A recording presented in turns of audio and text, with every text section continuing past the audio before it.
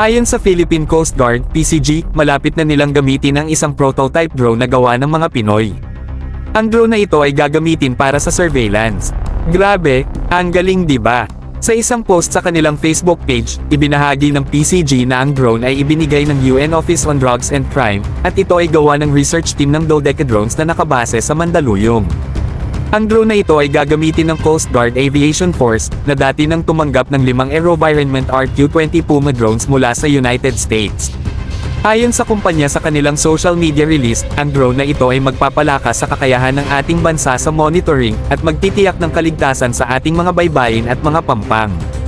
Pero wait, mga bro, may bonus pang balita.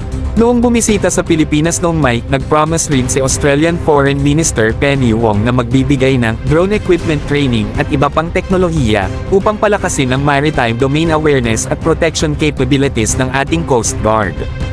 Grabe, ang lakas ng suporta mula sa ibang bansa. Abangan natin ang mga susunod na balita habang nakikita natin ang pag-unlad ng ating Coast Guard sa larangan ng teknolohiya.